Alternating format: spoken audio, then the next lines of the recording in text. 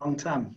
It didn't take him long to become a senior advertising consultant, and ever since I've known him, he's, as I've seen him, he's been the creative passion behind the East Coast Radio sales team. And East Coast Radio has been one of the most successful sales teams in the country, I believe, in terms of radio. So it's really great to have Brenden with us. We've known each other for about 10 years. We met over, I think, the Alpha course. We were both involved in the Alpha course in our respective churches in about 2010. Yep, and that's right. I had my stint in commercial radio from about 2010 to 2014, and it was great. Brenden helped me make a bit of sense out of the madness of commercial radio at that time. Yeah. Brenden has a real heart for people and for Christian mission. He's hardworking, he's creative. He did a one-day sales workshop for us at Groot FM about a year ago, and that was very well received. So I'm so pleased that he agreed to be part of this workshop here with us, September 2020. Thank you, Brenden. Can I just pray before I hand over to you? Please. Father, I just give you thanks. Thank you, Lord, for this opportunity. Thank you for your calling on each of our lives. And Lord, we just pray that we may use the tools, the facilities, the people that you've given us for your glory. Pray for Brenden as he brings his presentation to us today, and help us to listen and to hear and implement what we're learning. In Jesus' name, amen. Amen. Great, thank you. I see Abuseko there. Lindiwe, are you with us? Okay, unmute. At least they're logged in. Hopefully they will join shortly. That's Lindiwe Sitole, Abuseko Ubunzima in Newcastle. And then I'm still hoping that the Ndagoza guys. Thank you. Hello, hi Lindiwe. Hi Dave, how are you? Good. No, welcome. We're just about to kick off with the presentation, and I'm going to hand over to Brenden.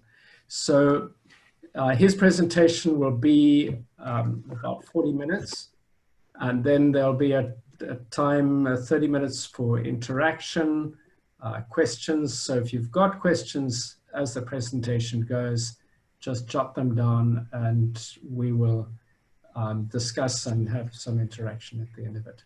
Great. Thanks, Brenden. Awesome. Thank you so much, Dave, and thank you to everyone for being here. These days, Zoom calls and Teams calls and online and work from home seems to be the way that everything has gone, and it's our new normal that everyone keeps saying. So I just want to say thank you for your time. I know everyone is busy, and business is not always easy. So I appreciate the time. Time is valuable these days. So yes, Dave said I've been in radio for probably the majority of my working career. I'm passionate about radio. I love radio and I love people. So it's a good combination. I started out at East Coast Radio as a copywriter, so writing scripts for adverts. I was always in sales, but got to appreciate the construction of a really good advert, and that really helped me as I moved into sales at East Coast Radio.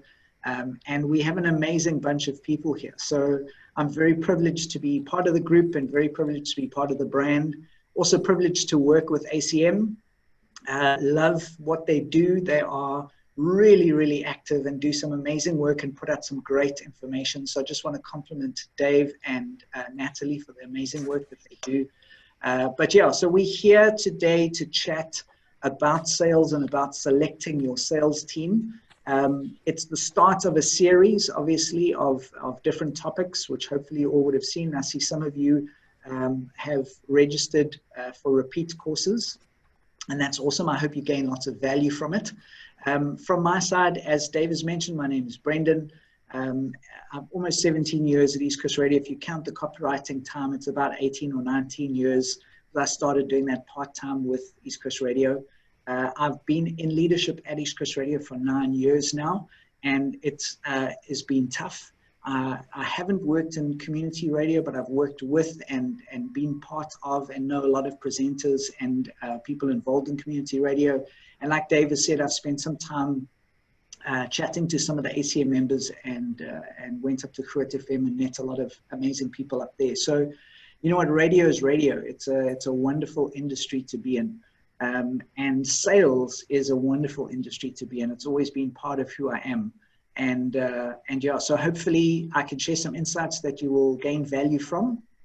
I was looking at this. So our topic today is selecting your sales team. And it is the start of the sales journey in finding the right people.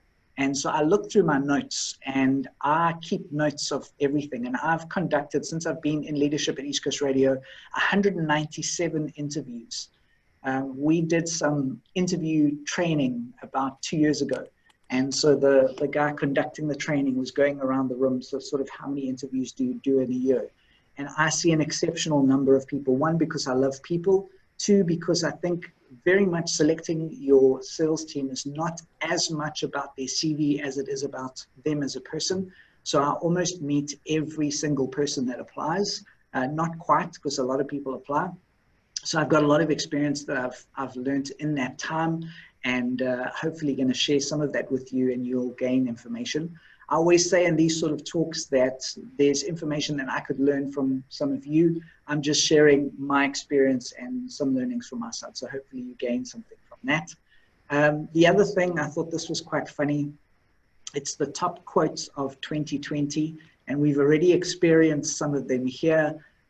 You're on mute, the new normal, let me know when you can see my screen. All of these wonderful quotes that happen on this virtual world that we live in. But the reason I put this in here is we are on Zoom, we are relying on technology. So if anything goes wrong, please have grace and patience. And yeah, just flag it on the chat, and Natalie will pick it up and we'll take it from there. But the other reason I bring it up is to communicate interactively while presenting is a little bit more difficult. So normally in a live presentation or live training, I would say ask questions as they come up. But for the purposes of this training, if you could please write down your questions, please make sure you make note of them, don't forget them. And then there will be an opportunity, lots of time at the end of this, where we can interact and we can talk live, and I can answer all of your questions that you have. Happy to chat more with you. So our agenda for today, when it comes to selecting your sales team, is just some basic principles before we even start the process, and then a before section, so what to do to prepare for any kind of recruitment and training, recruitment of salespeople that you'll be doing. During the actual recruitment process, some practical tips and insights and some tools that I've gained over the years. And then after, once you recruit the person, or after the actual recruitment time, how do you process that? How do you select? What kind of people do you look for that would be great at sales, specifically radio sales? And then there'll be an opportunity for questions and answers. So please make sure you take notes. I think the session is being recorded, but I always find you absorb a lot more when you take notes. All right, so our principles are very, very simple. So the first thing that I changed when I got into leadership at East Coast Radio was to slow the process down. And you know, it's a difficult thing. I said at the beginning that time is money. So if you have a gap in your sales team and you need to fill that gap urgently, there's almost a thought of, if I fill the gap quickly, then that person can hit the ground running and then they can start generating lots of money for us. But my advice is don't do that. Don't rush. Slow the process down. Try and keep it up, but slow the process down so that you do your due diligence, that you make sure you see enough people so that you find the right people for your sales team. I've seen some amazing salespeople come through our doors, and I've seen some people that are just not meant to be in sales, that are in sales, and it creates a lot of problems. So my most important advice is don't rush, slow the process down. The second thing is know your need. So if you have a need for someone who is going to be authentic and trustworthy and live the principles of your brand, then let that be the filter when you go through the process. If you need someone who's going to focus on public sector and that is going to be an area of focus for them, then keep that in mind when you're looking and going through your recruiting process. Because I really believe there's an old saying or an old hymn where it says, oh gosh, I'm going to get it wrong now, but it's something along the lines of, there's a place for everyone in God's choir. Some sing lower, some sing higher. So we all have different giftings, and even in sales, there is different types of salespeople. So know your need, know what you need before you make any appointments. And then the last one, and very, very importantly, is the who, the what, and the why. So who, for me, is the most important person, the most important point out of those three. Who are they as a human being? Not just their CV and their experience. That's the what. What have you done? What can you do? What are your skills? What are your experiences, etc. But the who is their character. Their character is more important than their experience. And that's why I don't like to judge people according to CVs, because it's a list of some practical, factual information, and they could be the most amazing potential salesperson, but it's not captured, or they haven't had the opportunity yet. So I'm going to go through some processes to how you uncover that. The what is important. Some experience is great. Obviously, if you're looking for someone quite senior, then the what is very important. Lots of experience is very important. And then the last point, which relates to the who, is the why. The why of what they do. What internally motivates them. Some people are motivated to provide for a better life for their families or for themselves. Some people have got a deeper sense of trying to help companies improve and grow their businesses. Everyone's got a different why. And it's through this process of selecting your sales team, how do you uncover what that why is? And it's very important. So those are the basic principles. And so this is a very famous quote. There was a gentleman here, James Collins, everyone knows him as Jim Collins. He wrote a book called Good to Great. And one of the quotes is, as you see in front of you, get the right people on the bus, the wrong people off the bus, and the right people in the right seats. Now, it might sound a little bit cold or mixed from a message, but basically what he was saying is the right people in the right position is what drives success. And I cannot amplify that more when it comes to sales. The right people in the right positions will lead to a successful radio station, a successful media company, a successful sales organization. But my only slight change is getting on a bus is quite easy. You need a ticket or you need a little bit of money and then you're on the bus. I prefer to think of it like a flight. So if you've ever taken a flight or you know someone who's taken a flight, it's a process to get onto the bus, in that they have to check your bags and make sure you're not carrying anything that's not right. You have to have the right identification. You have to have your ticket. You have to have your boarding pass. It's quite a process. Then you go through security checks, etc. It's quite a process to get on a flight. And I'd like us to think about that when we're hiring salespeople, is that it needs to be quite a process to get into the organization. I was very fortunate. A very, very good friend of mine worked for Facebook from their South African head office, which is in Johannesburg. And he looked after relationships in sub-Saharan Africa. And he said to get into Facebook is exceptionally difficult. He had to have 8 separate interviews with 8 separate people. And every single one of those 8 people had to approve before it moved to the next step. So you meet the first person, they have to say yes, and then you move on to the next step. So you imagine meeting 8 separate people, having 8 very detailed interviews, and only then do you get into Facebook. And that was the standard that they set. And I'm not saying you do that in your organization, but I'm just saying we need to take selecting the right people seriously because it's so important, because you want to drive the success of your organization. So this is a picture of my team. And I put it here to do a humble brag. They are an amazing bunch of people, like some of the most talented, diverse, crazy, unique, creative, driven, successful people that I have the privilege of working with. It didn't happen overnight. It took a long time. It took lots of effort, lots of individual decisions to get such a great team together and to get them to function. Are they perfect? No. Do they mess up? Yes. Are they typical salespeople? Yes. But there's a dynamism that comes together. There's a chemistry that they work together, and that they work as talented individuals, but we work together as a team. And like Dave said, very successful team. We've been very blessed over the last years that I've been here, that the team has really done amazing work, not only on meeting targets and all those wonderful things, which is an expectation, but coming up with creative ideas and helping businesses grow. And I mean, those are things that encourage us every day. So the team is very important. All right, so before we even get to the before section, this is the reserve bench. So something that I chatted to a pastor of mine once said to me when I led a small group, well, not said to me, he said to a group of us that were small group leaders. He said, are you a small group leader only on Wednesday night? Or are you a small group leader all the time? And that has stuck with me for years and years and years and years. So if you are a radio professional, if you're a sales manager, if you're head of a radio station, is that just your Monday to Friday job?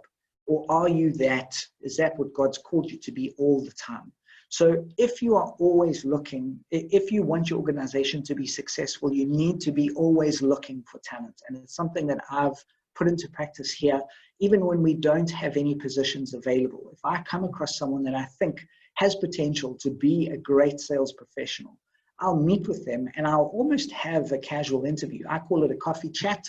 You can't interview if you don't have a position, but I'll have a coffee chat with them and I'll keep in contact with them and I'll see if they keep in contact with me, and I'll build a relationship with them. And then I mentally, I don't tell them you're on my reserve bench, but I would mentally put them aside. I'd keep their details and say, I've got 2 or 3 people on my sales bench. So if a position opens up, I know where I can start. I'm not just starting cold. So that's just a small point. Your reserve bench, you meet people every day, whether it is in networking events, ultimately when we go back to events, when COVID finally departs from us, referrals from colleagues or family or friends, just in your day-to-day life, you come across people, put them on your reserve bench, and then it's easier to start from there. So we move to the before. Now there's a lot of information. I'm going to start at the top and work my way down. But I always find that sometimes companies don't put enough time and effort into planning and preparing for the selection process. They know they need to get someone in. They might do some advertising. They'll call people in. They'll interview them. They might take notes. They might not. And then they make a decision. And I really think it should be a little bit more structured than that. To give someone an opportunity to become a sales professional in your organization is a big thing. And it's part of their journey in life. We'll get to that a little bit more later. So there's a responsibility on both sides to take the process seriously. So plan and prepare, and we're going to go into this over the next few slides of how I have done it and how I recommend some practical tips. But the first thing that you need to decide, and I alluded to earlier, is what problem do you need to solve? Yes, sales, and we need to get more revenue for the organization is a problem, but I'm saying deeper than that. And I mentioned it earlier, is do we want to focus on small businesses? Do we want to focus on corporate? Do we want to focus on public sector?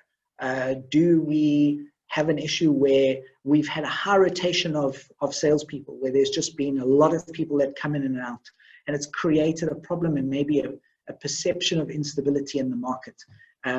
Have we had a difficult situation or a difficult situation with a client that we need to overcome? So that problem that we are trying to solve needs to be in the forefront of our mind. And then we need to unpack that problem as a broader sort of problem. And we need to put our 3, and I've kept it simple, but 3 non-negotiables.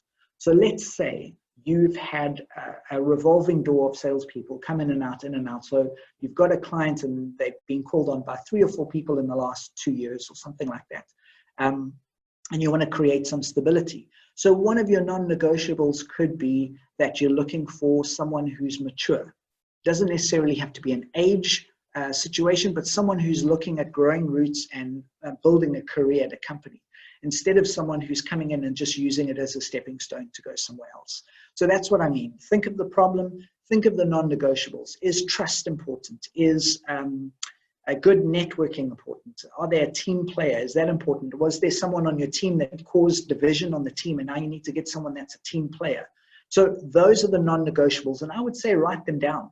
I would say put them on a piece of paper when you're interviewing someone. Don't let the candidate see that, because then those three things become exactly what they are. But then those three negotiables, non-negotiables, would become the filter. Culture fit is also very important. You know the culture of your organization. Is it a relaxed culture? Is it a formal culture? What kind of person would fit that? And then looking at the problem that you need to solve, the three non-negotiables and the culture fit, and we'll get to the type of person you're looking for later, that should filter into your questions. So your questions, which I really believe you set up front, I think it's a very important thing, it's a strategic thing, is that you create a set of questions that meet those points, and then you create a scorecard to rate people. It might sound a bit too detailed, but I promise you it has really helped in our process of filtering candidates. There might be great candidates, but they might not meet the need that we have at the moment. So those things, put them into questions, create a scorecard, and each person that comes in, you ask them the same set of questions, and you score them on the same scorecard. And then you'll have a balanced and an objective approach. We'll chat more about some other ideas later. The next thing to do is, in the preparation side, is to plan how many phases your interview will be. So I had a previous boss who would do one interview. She would call the person in, have an interview. If she liked them, if she had a gut feel about them, she would hire them straight away, just to fill a gap very quickly. And unfortunately, that came back to bite her many times over. So I would determine a set of phases. How many interviews are you going to have before you make your final decision? So in my process, if I'm appointing a salesperson, even if they're on my reserve bench, I have a 30-minute get to know you. It might even be 20 minutes, a get to know you meeting. And it's me and the person, and it's just a chat. That we might chat for 5 minutes about their work experience, but it's for me to understand who they are as a person, just to feel if they might be a good fit. If I see a range of people, I might see 10, I might see 20 people in that first phase, just to get a sense. Then if they kind of fit into the need that I'm trying to solve, then I'll shortlist from that, and I might see 5 or 6 proper interviews. It'll be an hour-long or 45-minute interview, and it'll be me and another sales manager. And the two of us will then interview. It will be a little bit more formal. We'll chat a little bit more about their work history, etc., etc. Then we shortlist from that. So if we had 5 or 6 from that, we shortlist down to 2. And then it goes to a panel interview. And it's normally 2 sales managers, or myself and my commercial manager, and then an outside manager as well, which is very important. I said that please include non-sales, because you need someone that is not only thinking in a sales mindset. So it could be the GM of the station, it could be a colleague, it could be a consultant, it really could be anyone. But just someone, try and choose someone who obviously has got a good sense of people, which is a good thing to have. And then I sometimes use tests, and I'll cover that a bit later, to help finalize and choose that right person. The other thing that you can do if you're pressed for time and if you want to gain some information is you can send them a pre-interview questionnaire. So you can send them 3 or 4 questions asking information, maybe alluding to some of the problems that you need to solve. What is your corporate experience? Have you worked in public sector before? What's that like? What are your best things about working in public sector? What are your worst? Just to gain some insight that you can use then in the interview process.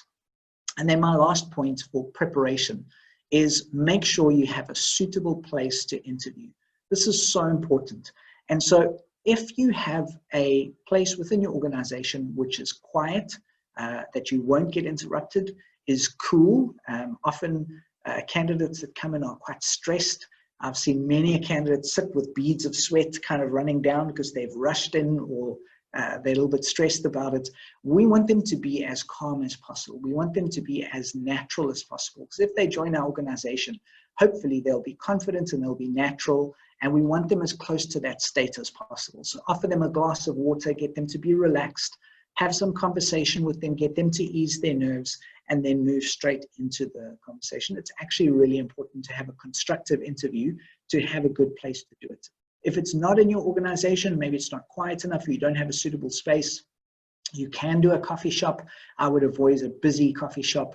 You can meet in a shared workspace or at another organization, but the place that you meet is very important. Try and uncover the quality that you're looking for. Okay, so if you are interviewing, this is what you are up against. In this technology-rich world that we're living in, there's so much information out there about how to prepare for any interview and how to answer tough questions. People can Google the most common interview questions. You can even Google radio sales or magazine sales or anything specific. They give you the most common questions and they give you the answers that you should give. And let's remember, we are hiring salespeople here. Their job is to sell, especially sell themselves to you. So you have to try and uncover the true meaning. And yes, they should sell themselves to you. If they can sell themselves to you, hopefully they can sell themselves to your clients and your potential clients. But this kind of information, I mean, there's books, there are tons of videos. I just did a quick search. I did a Google search, how to ace your interview, and there were 105 million results in 0.59 of a second. So there are pages and pages and pages. So I always try and do things that are a little bit different. Some things that are normal and some things that are a little bit different, just to catch them off guard. But yes, you've got to be prepared yourself. All right. So salespeople in general, if you're not in sales, you get a bit of a bad rap. Sales has got sometimes a negative connotation to it. I'm extremely proud to say that I'm in sales, and I've been in sales all of my life. And I think if you do sales genuinely and from the heart, it's a career that you can be proud of. But there are a lot of salespeople that come in that maybe aren't as genuine or aren't as authentic and might come across a little bit cheesy or whatever. So again, you've just got to think of the type of person that you want to represent your organization. At the end of the day, that's what they're going to be doing. You have no control of what they are saying when they are sitting in front of a client. So it's so important to choose the right people to represent your brand. And again, just a reminder of, think of who they are as a person. You need to find a way of getting to that. I'll give you some ideas. The next thing is what they do, what they can do, and their why. What is their motivation? Why do they do what they do? Why are they sitting in front of you trying to get a sales job in your organization? So this was a quote from the CEO of Porsche from quite some time ago, but hire character, train skill. And I'm a big believer in that. I've appointed, and in fact, some of my most successful salespeople that I've appointed did not come from radio or any media sales at all. There's a lady who's currently my top salesperson. She's got the highest target by far. It's ridiculously high. And her main part of her working career was selling plastics. She would go to factories and industry and she would sell all sorts of names of plastics that I wouldn't even know how to repeat or pronounce. But she came in, she had a little bit of magazine sales experience, and she came in here and she just had the right character. And we developed her skill and her product knowledge, and now she's flying. She's absolutely phenomenal. She's been with us. She actually left and came back again. So that's great. So like I say, you've got to choose, and the next slide will get through some characteristics that I've noticed that lead to success in radio sales. And the most important thing is authentically representing your brand. That's the most important thing. And so some of the characteristics that I've noticed lead to success, and these are characteristics of some of my most successful salespeople, is that for the most part, they are mature. And I don't mean age. I've had some very early 20-year-olds that have been here and been very mature. But there is a maturity. It's not a flippant thing. They see it as a career. They see it as an opportunity to make positive change. Charismatic is important. for the most part, they've got to be friendly and they interact with people every day. They get rejected, so they've got to be quite resilient. A good networker, they're quite responsible. They've got an element of creativity. They don't have to be amazingly creative. In fact, I've hired some amazingly creative people before, and they haven't been the best at sales, because I think sales needs an element of creativity, so you can come up with concepts and ideas and think creatively, but you've got to be quite hungry and quite driven. You've got to be a friendly person. I've mentioned driven. Some of my best salespeople, and I don't need to reprimand them. I'll call them into a meeting and they'll start reprimanding themselves, and then they'll work even harder and push even harder, that sort of thing. So that hunger, that being driven, is important. The next thing is a good listener. Very easy to hire salespeople with the gift of the gab, who can talk the hind leg off a donkey, as they say, but can talk and talk and talk and talk and talk and talk. But you really do need a good listener. You need someone who pays attention to clients, to listen, to ask good questions, and to uncover needs. That's what a good salesperson does. Obviously, product knowledge is very, very, very important. They've got to know what you can offer, and that will come through time. They have to be a good communicator. They have to be persistent. They can't give up. In sales, we get rejected every day at different levels. And then the last point is someone who cares. But the one thing that I've left off here that comes to mind is they have to be a good collaborator. They need to be able to work within the organization, with from the presenters to the program manager to the finance department to the creative side of the business, wherever they need to be good collaborators, because the solution we give to our clients is a unified collaborative solution, which is the best way. But the last point, and this is so tough to find, is someone who genuinely cares. So this is a story that I tell quite often. I had a gentleman that worked for me. That product that you see there is a memory enhancing vitamin product called Memorex. And the doctor that owns the company ran a campaign. It didn't work with us. And he had quite a harsh meeting with the salesperson. His name was Mike, and basically said radio doesn't work and he's wasted his money and he's paid out of his pocket, and he laid it on quite thick. Now, a lot of us in sales would take that as a failure, and we would say we're sorry and we would walk away. And Mike didn't do that. He took it personally, and he cared enough about the doctor and his business. And what he basically did is he went and visited all of the pharmacies in and around our office area. I think he visited about 6 pharmacies in the office area, went in as a customer, and he asked about memory enhancing vitamins. And without fail, in all 6 pharmacies, they recommended a different product. Then he asked specifically about this product, about Memorex, and they either didn't know the product very well or they didn't speak very highly of it, and they had it in a place that was sort of out of sight. And so he collated this information, he set up a meeting with the doctor, and he went through all of this information with him. The doctor was shocked, obviously, and put all sorts of practices in place to remedy a lot of these, training with the pharmacies and incentives for them and whatnot. But he was most blown away about how Mike, who had lost the business, went above and beyond to help, and has since then, many years ago, continued to advertise with us because of that situation. And so that's the kind of person that you need to try and find. You need to be that kind of person as well as that.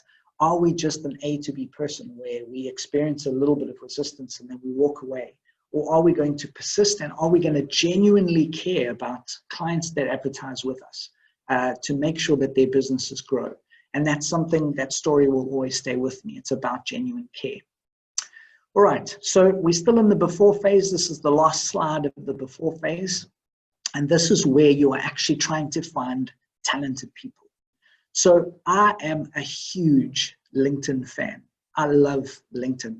It is the social media for business people.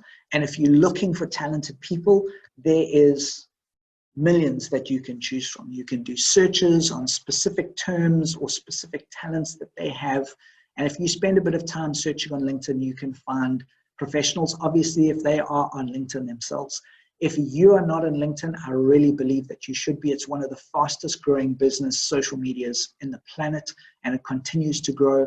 It's great for networking. It's great for your business. It's great for business insights. Most of the content that you read on LinkedIn, like you would scroll through Facebook, and it's all about COVID and people's meals and birthday celebrations, etc., the content on LinkedIn is really informational, helpful information for business owners, business leaders, people in business, people in media, etc. It's really good. So I advise, I won't go on too long.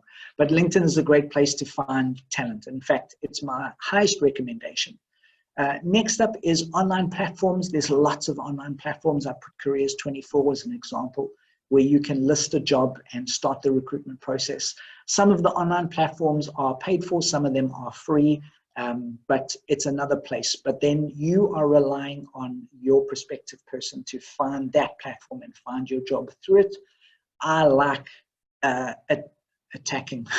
I like going out and finding talented people myself, and then I'll connect with them on LinkedIn, set up that coffee meeting, and then start the process. The other thing you could do is recruitment companies. I've just given an example of one there. Unfortunately, this is the most expensive. Recruitment companies will take a percentage of their pay for, I think it's the first 6 months or 12 months. And it's not a small percentage either. So if you're going for a very senior position, then obviously you can do that. But I don't recommend it. There's lots of free options out there, and I love LinkedIn as well. So yeah, I don't recommend it. And then there's a little man speaking to an ear, and that's word of mouth. And that relates to people in your network, people in your church, people in businesses that you work in your organization itself. Just find out about good people. And it might be a radio presenter. It might be someone who sells insurance. It might be, you don't know how many talented people are out there. So stay connected with people in your network, and yeah, so that's where you start looking for talent to get them into the pipeline. And then we start the actual recruitment process. So at the start of the process, when you're going to be doing your interviews, generally what I do when I set up interviews, I go into the room if I'm interviewing with people, and we agree on what we're looking for. We remind each other of the characteristics of our 3 non-negotiables. We remind each other of the need that we're trying to fill. We refer to the scorecard. We check our questions, and we make sure we're happy with that. Then as they step into the room, as I mentioned before, make sure that they are relaxed so they are the best version of themselves. I mentioned to you, ask each person that you interview the same questions and fill in the same scorecard so that you can give an objective approach. Obviously, take notes.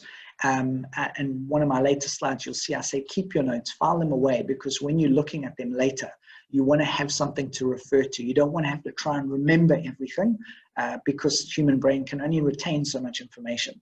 So make sure you take notes. And also during the interview, switch your phone off, ask for no interruptions, focus on the person, because you really do need to absorb, and we'll chat a bit more about this, but you need to absorb everything about them to see if they're the right person for you, and be a good listener.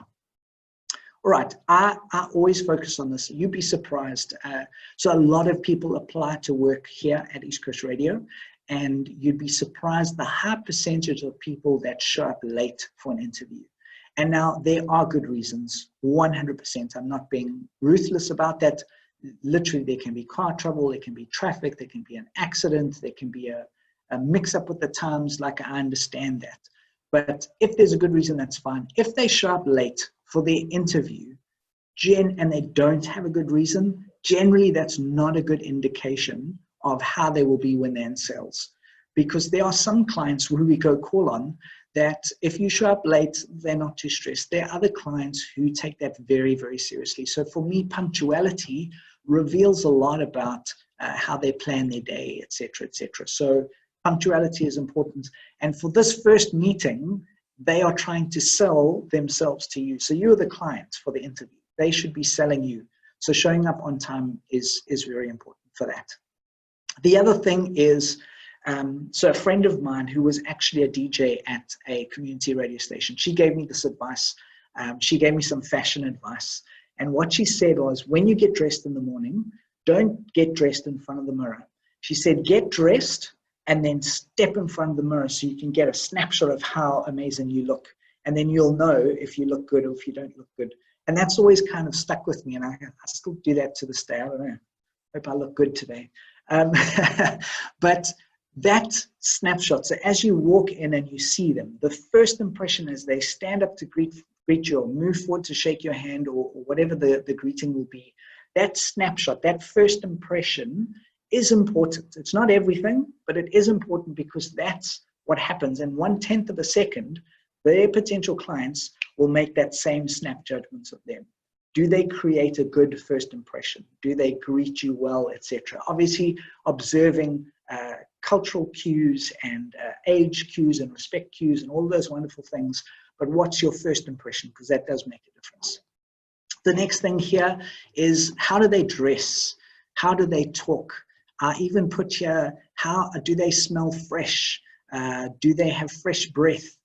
All of these things, which are important actually. So when we're going to meet our clients, they're making judgment based on how we look first. It's just pure body language and psychology. They make judgments on how we look first. So how do they look when they show up for their interview? Are they dressed appropriately? Now, we might not be wearing suits like you see in the pictures or fancy dresses if we are ladies, but you need to look like, I always say to my team, if you wake up in the morning, you get dressed, you look in the mirror, and if you walked into a client's office to sign a R1 million deal, that you're confident about how you dressed, then that's great. Obviously, there's relativities and you have to determine that, but I say look good, feel good. So dress code is very important. Their confidence and their personal brand is what you assess. And I touched on it, body language. Body language is so important in an interview. You can watch and you can see. And if you have any questions on body language, please let me know. It's a wonderful topic. I love the psychology of body language. I can chat to you and refer some videos to you. But body language is very, very interesting. You can see if someone is, and I'm trying not to get out of camera shot here, I'll just adjust that. You can see if someone is very casual in their interview. You can see if someone is very closed off and very serious in their interview. You can see if someone is thinking about what you're saying.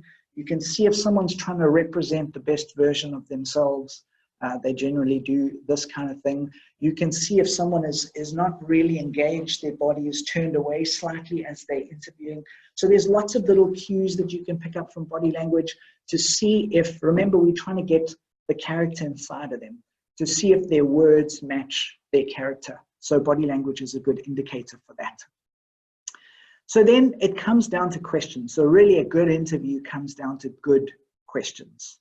And so my interviews start quite standard, and then they go quite creative.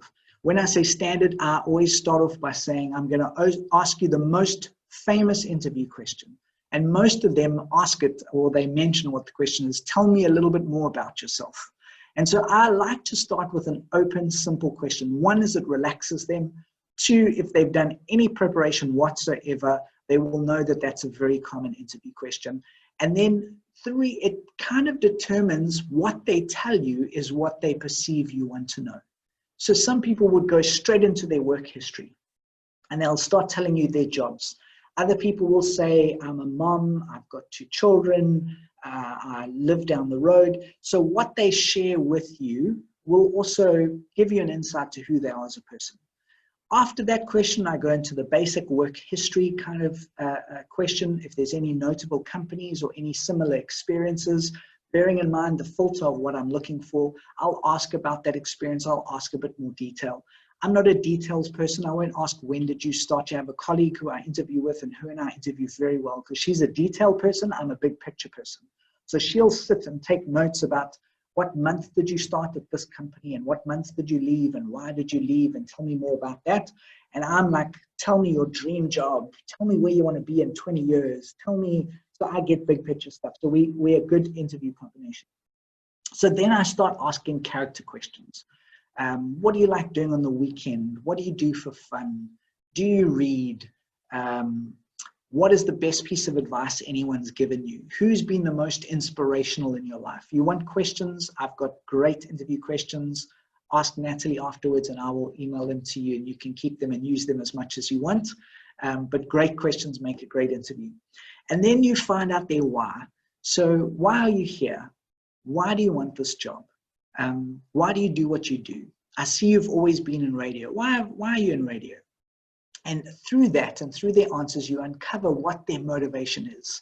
If they are a single mom and they just want to have a great future for their kids, if they are driven to win all the awards and make lots of money, you've got to uncover their why. It's so important. And then I love asking people what their dream job is. It's a practical and also just interesting. As I said, if there's no boundaries whatsoever, you could have any job in the world, what would it be? And it's a great question. I've had some people say I'd be an astronaut, or other people say I'd own my own business. And then those that are trying to get the job will say, oh, it would be my dream job to work here. And sometimes that's true and sometimes it's not. But it's a great question to open up their minds. And then, like I said to you, the standard questions start early and then I go to something a lot more creative. So this is where I try and find a problem solver. So I'll tell you why. I'm going to go into the questions first and some samples of questions, but I'm going to tell you why we look for a problem solver. So here are some questions for you. Maybe you can answer them, not out loud, in your mind. So how many burgers do you think McDonald's sells every second around the world? So just think of a number, a gut feel, something that comes to mind. Which day of the week do you think most babies are born? 7 days of the week, which one do you think is most common? And then lastly, how many emails do you think are sent every single day around the world? Now, these are questions that the average person will not know. But the reason we ask them is to see their thinking and to see whether they are problem solvers or not. So the kind of response maybe that you don't necessarily want. How many burgers do you think McDonald's sends every second? Oh my gosh, I don't know. They've got so many, I have no idea. Now, that's not a problem solver. A problem solver would be like, oh my gosh, there's 5 around where we are, and I see queues there all the time. It must be X amount. And so they try and figure out the problem. And so as I relate it to sales, it's a person where if I see that their sales figures are low and I say, hey, what's happening this month with sales? I see your figures are quite low. Yeah, I don't know. No, what do you mean? Oh, the economy's tough. So I don't know. None of my clients are calling me. So it's there's too much information. I don't want to process it. So I take a step back. Whereas a problem solver wants to get to the bottom of it. So just out of interest, McDonald's sells 75 burgers every single second. So 1, 2, 3, that's 600 burgers. Well, my maths is not that good. It's 300 burgers. That's a lot of burgers that they sell. Which day of the week do you think most babies are born? It's a Thursday. Don't know what that means, but it's interesting facts. And how many emails do you think are sent every day? 306 billion emails. It's a lot of emails. So it doesn't have to be these questions. It just is a question that, number one, that they cannot prepare for. I guarantee you that none of those Google Sites or interview videos will prepare them for this sort of question. You can't prepare for this. And there's reams of them. You just Google amazing facts from the world. There's so much stuff. But it just sees their thinking, whether they would try and solve a problem, which is what you want. So moving on. The next thing that I do in the later phases of the interview process is I get them to present to the panel. Now, yes, it does put them under pressure.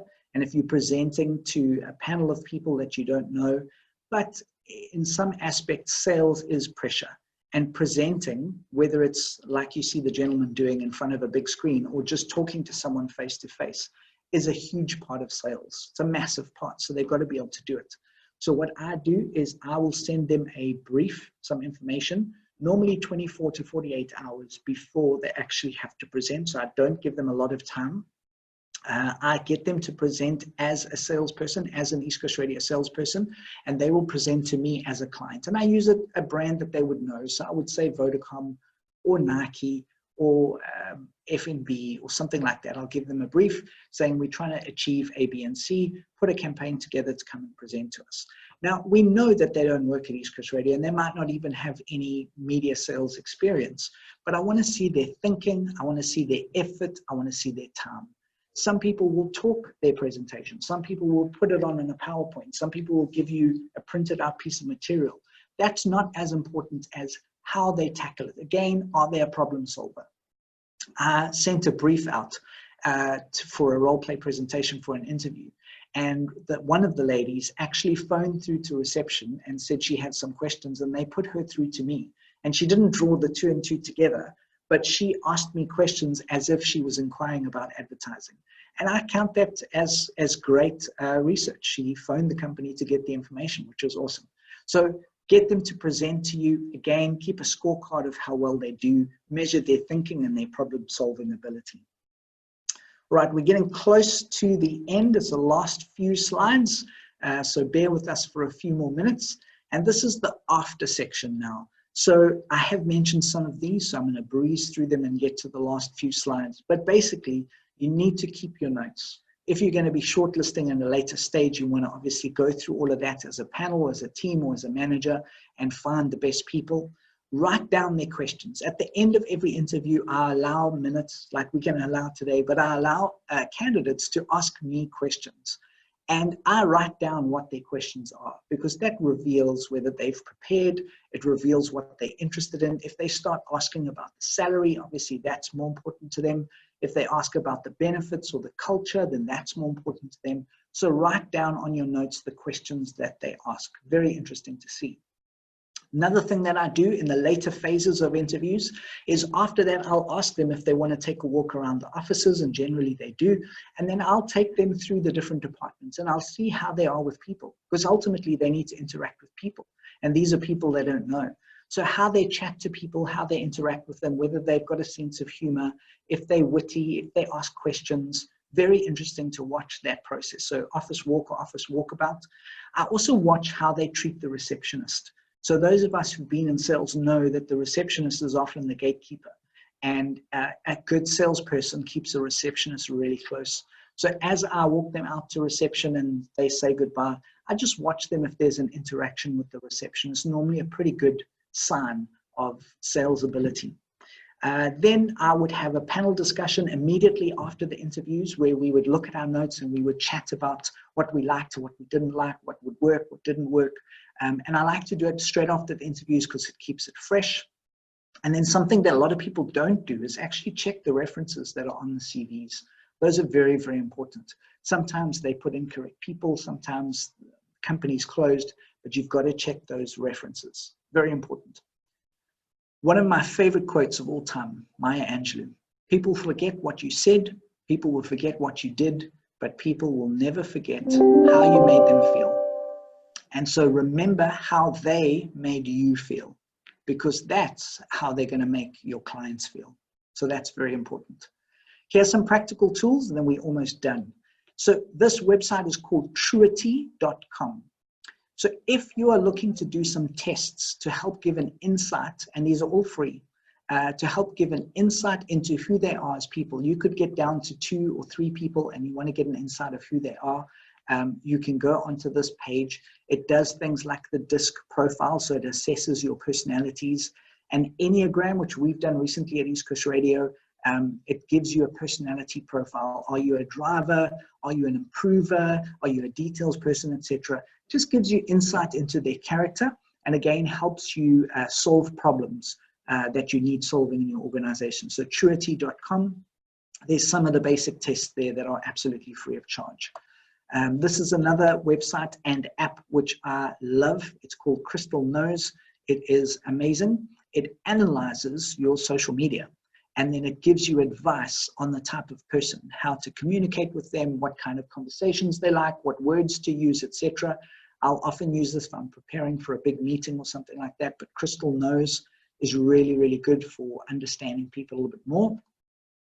And then the last thing is social media background check. Now, this is the world that we live in. Companies, we are in the process of recruiting a fixed-term contractor, and the recruitment company that we use actually asked him for all of his social media details. And they go and do a social media background check. They check the language of your posts. They check the frequency of your posts. They look at what you're interested in, what you follow. It used to be frowned upon. It's now standard. All recruitment agencies do it for the most part. So you're welcome to do it yourself. The only thing that you cannot do is you cannot publicly distribute that information. There's the Protection of Public Information Act, and there is discrimination. You cannot discriminate against anything: age, race, gender, sexual preference, etc., political belief, etc. but you are fully within your rights to go and check their social media. And that's always very interesting and very revealing, because that's who we put out to the world. We can chat more about that. I know it's a sensitive topic. Last 3 things to remember, and then we're done. So sales is tough. Sales is hard. So when we're getting people on board, we need to bear that in mind. It is really, really difficult to be successful in sales on an ongoing basis. There are lots of great salespeople out there. We just need to find them. And then when we do find them, we need to realize that they're on a journey, and our interaction with them would be either early in their journey or would be late in their journey, but we need to bear that in mind when we're working with them, because we need to help them to be as great as they can be with us, but also to be better if they do leave. And that's why I love this quote from Richard Branson: train people well enough so that they can leave, but treat them well enough so that they don't want to. Because the best performing salespeople that I have are the ones that have been here for 8, 10 years and are really good at what they do, and they have got a nice car and they live in a nice house, and they are committed to the company, committed to their clients. Guys that are here and there and pop in and out generally are not the most successful. And that's what I'm saying. A happy, motivated, well-paid sales team will be the secret to success for your business. And then I've got one last advert, which is 3 minutes, and then we will literally be done. So hopefully the sound comes through clearly. This is a recruitment ad from a beer company, interestingly enough, but it just shows about how you can do things differently. What's your management style? Passionate. Passion. And what's your biggest weakness? Being stubborn. Stubborn, I think. Okay, give me one reason why I should hire you. Because sports is my passion. I'm really passionate about football. Really like a football.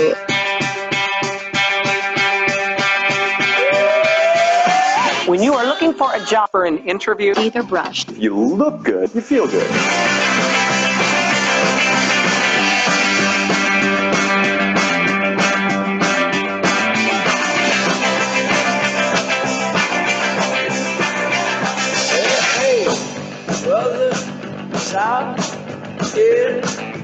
Hi. Hello. How are you? Okay, Reeves. Okay.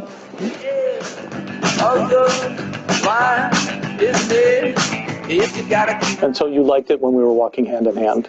It made me feel comfortable, yes. Oh, interesting. We'll see what happens. Yeah, well, thank you very much for your time, I suppose. Okay. Thank you very much. Yeah. All right. Okay. Thank you. Okay, Mr. Ross, have a very nice weekend. Thank you. Sir, are you sure? I'm fine. I'll get a little water in a second.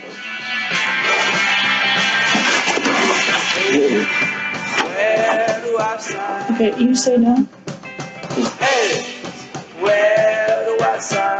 Stay like this. If we're talking about money, how much money do you think you would like to have in the position? Last time this happened was at a disco. The disco there? Fire and passion or cold and calculated? I would say cold and calculated because... Wrong answer. Fire and passion. Other people get infected by my enthusiasm. Do you think I'm getting infected right now? We need to go. Come, Simon, Mr. Ross, please. Come on, we need to get going. Missing a hand here. Can you help us, please? Sir, can you help us, please? There's a fire or something. We have a gap here. Sir. This one. Hold your weight back. Okay, he's okay. Okay.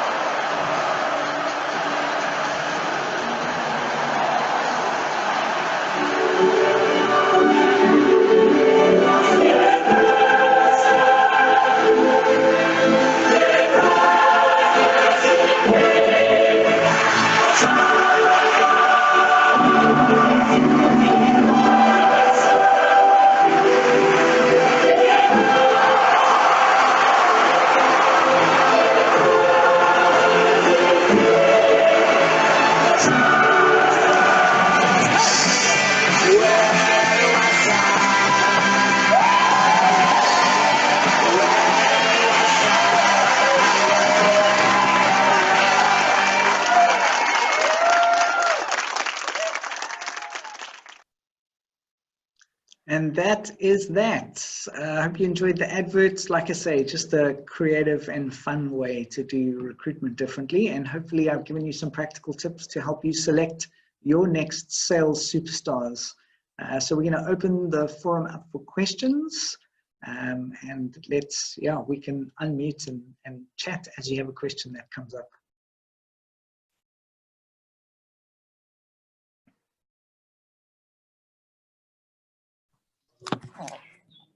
Hi, Brenden. This is Adele from Impact Radio. Hello, Adele. How are you? Well, thanks. Well, thank you for that session. I enjoyed it thoroughly. Awesome. Good. Brenden, we are actually in the process of looking for a new salesperson or two, actually. So awesome. It has come at a good time, this training. Fantastic. Hopefully there's some practical tips inside there that will help you find your next amazing salesperson. Yes, I have taken lots of notes. I just have one or two questions. Sure. And I don't know if there will be an exact right answer to all of these, but if I can maybe just ask myself, I'd just ask the few questions I have and then you can respond to all of them at once, or should I just ask one at a time? No, so ask all of them, and then if I forget anything, you can remind me, but they might feed into each other. So ask all of them and then let's tackle them. Okay. On the selecting a sales team, your process, you say there it's important to ask why, what motivates them. And I think that's a very big one as well. I think it's very important. I just wanted to know what would be the right answer there in terms of if you're looking for somebody and they say what motivates them is money or a passion but what, there's a lot of things that they will say. What would you say is the right answer for the right kind of salesperson you're looking for, because I think a lot of things, money drives people in good ways and bad ways. So, but what would be the right motive, would you say, for knowing, okay, this is the right person for our organization? Or would it be based on something that's beneficial to my organization? So that's the first one. And then the other question is, do you once you've found that person, do you have a probation period for them to work and just see how they do, and how long would that be? Sure. And then the other question that I had written down here is in terms of using platforms to advertise the position, would you advise using our own platforms, putting an advert center on my radio station, or would you rather stay away from that? We have a job line platform on our website, and we just put an advert on our radio station. But I have to be honest and say we do this every time, and we don't seem to be very successful in getting the right people. So would you maybe say that's not a good idea, or do you think it's fine for us to use our own platform? So I'll answer that one first, Adele. So that one, you know what, at the end of the day, if it's not netting you good results, then it's good to try something different, because you can't keep trying the same thing and hoping for a different result. But that said, my opinion is, so I'm going to use a fishing analogy, but the more times you cast a line in, the more chance you have of catching a good fish. And so even if you use your platform, if you use your network, if you use your laptop, sorry, someone grabbing something from the room. So if you use your network, if you use your radio station, if you use anything, then, sorry, just pause. Lucille has got it for you. Sorry, I'm in a busy meeting room. So if you use your platform, that's fine, but let the process be the filter. So you might get a lot of applications that might not be perfectly suitable, but the process will filter that out. So from that 30-minute interview, a pre-interview questionnaire, checking CVs, all that sort of thing. But if you've been trying that and it hasn't worked, then try a different platform. There's so many online platforms these days. And LinkedIn, you've got to build the organization's platform on LinkedIn. Because what LinkedIn does is it gives people, if you do it correctly, it gives people an insight into the culture of working. So you create this vibe. You post some pictures and some videos and interviews with presenters, etc. And you create this vibe of, wow, this is what it's like to work at this organization. And then what happens is you get people contacting you, and then they go into a reserve bench, and then you find good people. But definitely use other online platforms, try new stuff to get new approaches. Because if you're only focusing on your platforms, you've got a set amount of listeners or viewers or whatever it is. And so you're fishing in the same pond. So if you want new fish, you've got to fish in other ponds. Okay. Awesome. Okay, so jumping to the other question, the first question was around what is the correct motivation. There isn't really a perfect answer to that because it depends what you're looking for. But some of the similarities that we have from successful salespeople. So I'll give you a question that I ask is I'll say to them, what are your top 3 motivations? And I keep it open because it could be anything. They could say Oprah Winfrey, they could say my mom, they could say my children, they could say money, they could say a lot of things. And that gives you a little bit more of a balanced perspective of what their motivations are. We do know that the love of money is the root of all evil, but money is a facilitator. God speaks about money. It's in the Bible. It's often an indicator for how we are and how our character is. So how people desire success and desire good things for their children and for their family. And I want to if you save up enough money to send my kids to university, or I want to live in a good house and let my family live with me, that's a great motivation to have. And often I find that family is a common denominator motivator for successful salespeople because they're not just in it doing for themselves. In my early days of sales, I would have money and spend it on nice things and didn't have anything to show for it. But as soon as I got a family and got a bit more mature, then my perspective on money changed. So it's not a very definitive answer, I'm sorry, but the motivators that they give you can indicate who they are as a person, their why, and that kind of thing, And then what was the middle question again? Just the, was it the platform? Probation period.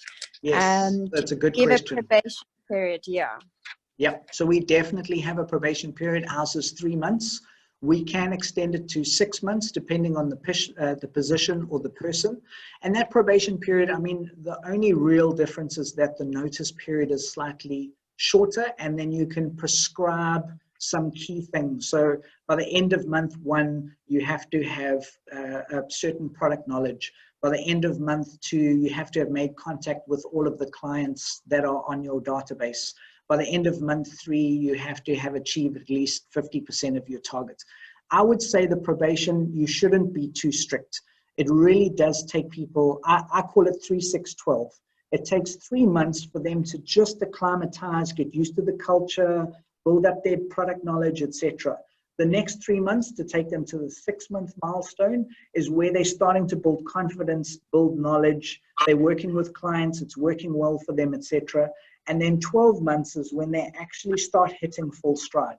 So unfortunately, quality candidates or quality talent take a lot longer sometimes to get up and running, but when they do, it really works well. Okay, great. And sorry, one more thing. Also with a basic salary for sales. Yes.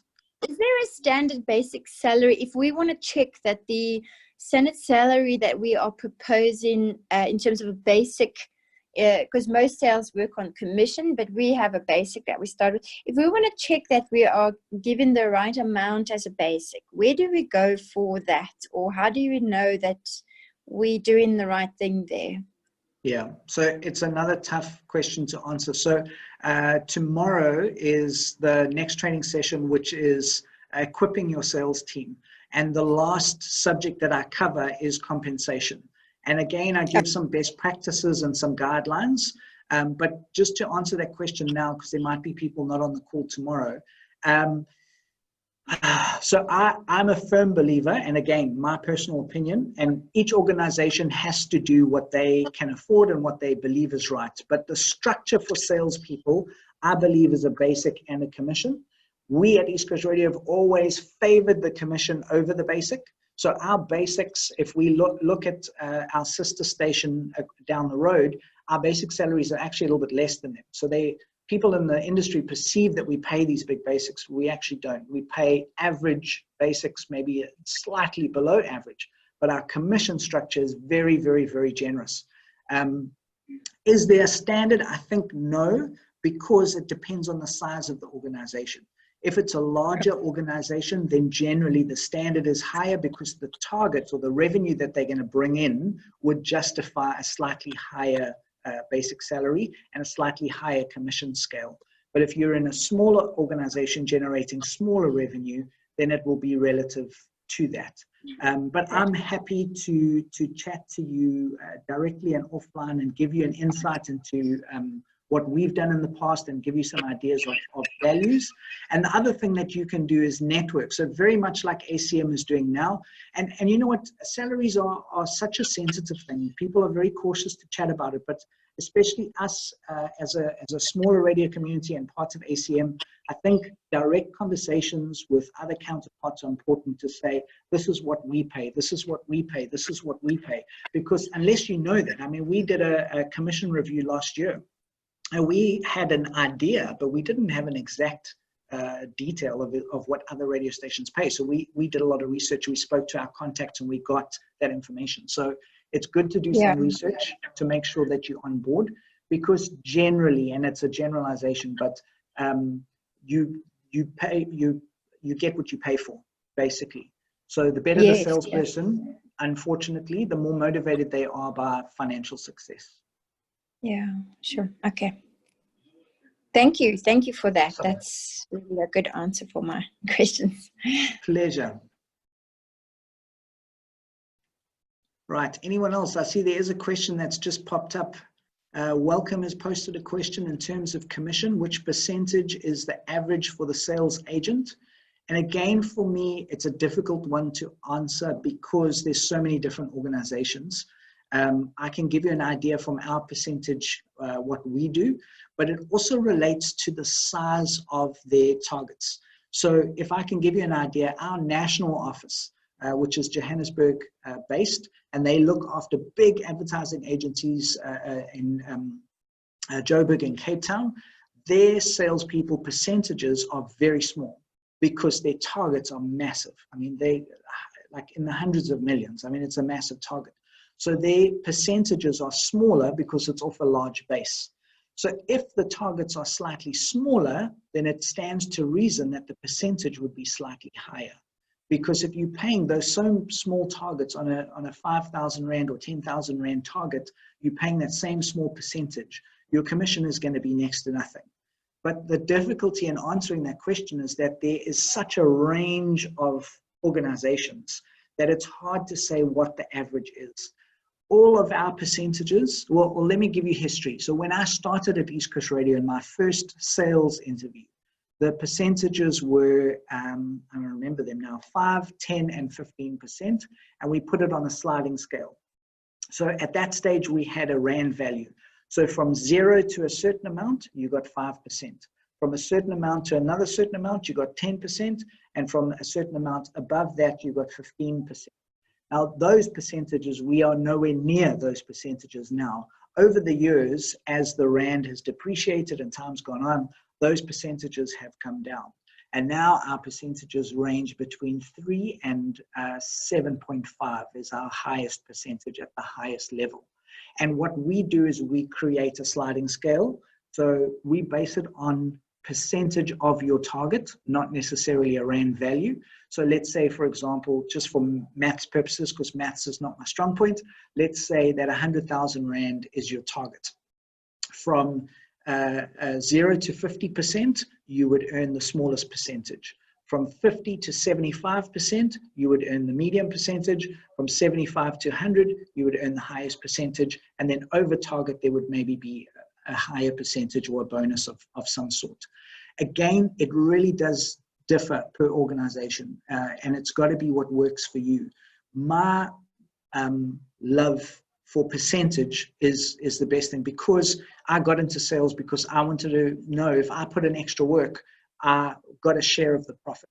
I've had training sessions with different organizations, and there's lots of people that I've spoken to where they don't earn a commission at all. They get a fixed basic salary. And I'm not in agreement with that, because I think a salesperson is competitive in their nature, and they love to succeed and they love to compete, but they also love to get a benefit from the work that they've put in. So I'm a huge fan of percentage base. The percentages, you need to work with it. Again, I'm more than happy to chat specific details for your organization and give some advice and some guidance about what's fair and what's reasonable. And what I always do, which helps me, is I work out scenarios. So I'll say if a target is X and we do this commission structure, an average month for them could net them X amount. If they do this commission structure, they could get that. If they get this commission structure, they could get that. And then you can do a comparison, and you can kind of work it out to what you've paid in the past, and that gives you a good guideline. At the end of the day, as an organization, you also have to do what you can afford. That's very, very important. You don't want to put yourself in a financial situation where the salesperson's collecting massive amounts of money, but the organization's not getting anything. But again, that's where percentage will help. It's a percentage of the revenue that comes in. So yeah, hopefully that helps answer the question. Then we have a question from Good News Community Radio, who I also listen to in KZN. Love Good News Community Radio. There's a shout out for you. How do you build the team from staff, the right people in the bus and seats, without breaking the team? I would imagine the budget from the onset would be an issue in creating a new position. Would you advise building a sales team without, and how? Okay, so there's a lot of questions in there. Let me tackle them one by one. So how do you build a team from staff, getting the right people in the bus and seats without breaking the team? So the first thing is, it's a journey. So one of the reasons I put the picture of our team up there is that that team that was there, which was a very successful team, was from last year, if I remember correctly. Some of them have been with East Coast Radio for almost as long as I have. Some of them had just started. They were there for 6 months. It's a long process, not an easy process. Often that quote from Jim Collins about getting the right people on the bus, they forget the next line, which is get the wrong people off the bus. And that's a difficult situation as a leader in an organization, is that you might have people that are not the right people. And I say this with love and respect. You might be listening to this message and you're not the right person. And we haven't been the right people in some of the companies. I know I definitely have not been, like prior to my time here and prior to me coming to Faith. I'll share some horror stories with you, but I was not the right person for most of the organizations that I work with because my character wasn't right. But if you had told me that at the time, I would have argued with you. So the difficulty with management is getting the right people on and getting the right people off the bus. And when I say off the bus, they might be on your sales team and they might not be suited for sales. They might be suited to be a presenter, an engineer, a better position elsewhere. I've got a friend of mine who's a mentor, and he runs a few businesses. And one of the things that he said relating to getting the wrong people off the bus is that he would have a heart-to-heart conversation with them that started with lots of questions. The first question he would ask them is, are you happy here? Because generally, if they're not doing well, and if they're not gelling with the team, and it's not working well from a figures perspective, generally, they're not happy. And so he would have a real conversation with saying, if you're not happy, where would you be happy? What would make you happy? And you have a real heart-to-heart conversation with them. And then the conversation about breaking the team or moving them off the bus or moving them to another department can take a different place. Instead of trying to force them out, to performance manage them out, or having difficult conversations. Because if you really care about people and they're not happy, then it's a conversation with the manager of another department. Say, listen, I've got a salesperson. They don't feel they're perfectly suited. They're not 100% happy. Can they come and sit in your department for a week? And let's just see if we can make it work. Because often what happens, and I know having dealt with a lot of community stations, is that you wear 3 or 4 different hats. So you might be a program manager and a sales manager, and you are in charge of health and safety. And it's a very real situation. We're not going to get away from that. And I understand it has to happen. But from a sales perspective, you need to try and have the right people. And it's difficult conversations. One of the things that I do is as I help organizations assess a team. And so I'll come into an organization, I'll have some meetings, I'll go out with them, go out to clients, and then I will provide an accurate assessment. And with full knowledge of the team, it's not a covert thing. It's really about how do we streamline this team and put the right people in the right places. And so that's important, but it's difficult. I mean, you can see how long I've taken to answer this question. It's a difficult thing, and it's a moving process. So it's about real conversations, asking where they want to be, asking if they're happy, and if you can, make some slight adjustments and moves. But it's challenging. It's going to take time and effort, and some help and guidance, which, like I say, I'm happy to have some more direct conversations. Then it says, I imagine the budget from the onset would be an issue when creating a new position. So if I'm understanding that correctly, it's from when they start them achieving any kind of sales. Well, it could be two approaches. It could be the budget, which is the expense, or it could be the sales, which is hitting target, etc. I'll tackle the target side of things, is that we have a 3-month window period where they get paid for every single cent that they generate, and we try and support them as far as their costs, etc. After month 3, believe they've got enough training that they should be able to achieve target, or at least get very, very close to attract a revenue. And I have to mention that a lot of companies have this, not everyone, but we have a qualifier. So what the qualifier is, after month 3, you have to achieve 70% of your target to qualify for commission. During COVID times, we brought that down to 50% and then down to 0% because it's just the times that we're living in. But as of the 1st of October, we back up to 50%, and then in January, we'll be back up to 70%. Now, the reason we do that is because to cover a salesperson's cost, it could be equipment, it could be stationery, it could be office space, water, lights, coffee, tea, I don't know what else they get. They need to cover their costs. I've never agreed with it always as a principle. I thought 70 was a little bit high, but there are costs. You also can't have someone that's sitting in a position that's not generating revenue. So that's why we have a qualifier in place. It's a controversial issue. So again, happy to chat directly about that. But then from a cost perspective, is that when they start in the company, we appreciate that 3 months is their momentum. That's why I say it's a long-term process. So we are going to invest as much into them as possible.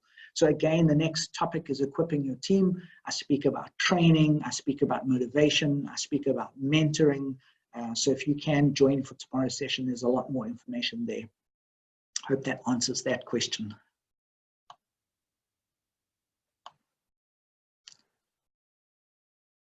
Cool, perfect. Thank you, good news. Anyone else have any questions? Brenden, my observation is a lot of community stations, sales is done as a sideline for somebody who's doing another job. Your comment on that? So the old saying of necessity is the mother of invention. So in a perfect world, it would be amazing if we could only do one thing. So if I can relate my personal story, my position here, and I'm at a big commercial station, is sales manager. I also head up enterprise development, which has got nothing to do with sales whatsoever. I head up that project. I also look after 2 of our key stakeholder relationships, one being the Dolphins cricket team, which is not commercial, it's a brand relationship. I also look after our relationship with Durban Country Club, which is also brand, it's not commercial. I also look after revenue share, which is commercial to a degree, but it's not advertising revenue. So I also wear multiple hats, and you know what, we're under pressure. I think every business in South Africa is under pressure to generate revenue. So I understand with community that resources are challenging, and if you have to wear multiple hats, then that's what you have to do. I honestly believe it makes you a better salesperson. I really do. So if you are a program manager, I've met lots of program managers in community stations that sell as well. I have met presenters that sell. I've met news people that sell. I think it adds an element of completion to your sales ability. So if I can use that example of when I started out, I was a copywriter. So the methodology that I used was to gain as much information as possible, get a 60-second message, cut it down to 45, cut it down to 30, and then deliver it to the client. And so that's my approach still to this day when I interact with clients and I sell them something, is I will come up with a concept proposal, which they'll never take the whole with all of the elements. Then I narrow it down to 6 months, then to 3 months, then to a particular campaign that they'll run for a period of time.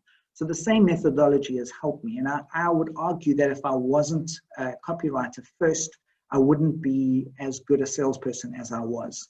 And so the same thing with programming, you've got an insight into what content works. So you get a lot of clients these days are moving away or nervous about standard just 30-second adverts. They're looking for content. They're looking for branded content.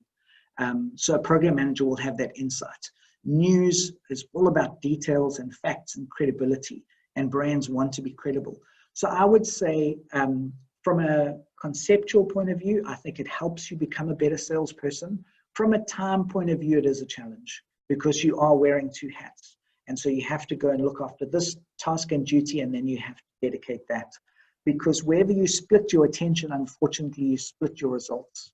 So if out of 5 days of the week, just basically you're doing 3 days a week at your one job and then 2 days a week at sales, it's not a full-time sales job, so your results are not going to be as good as they could be. That's the only challenge. But if it's not a choice, then you have to make it work.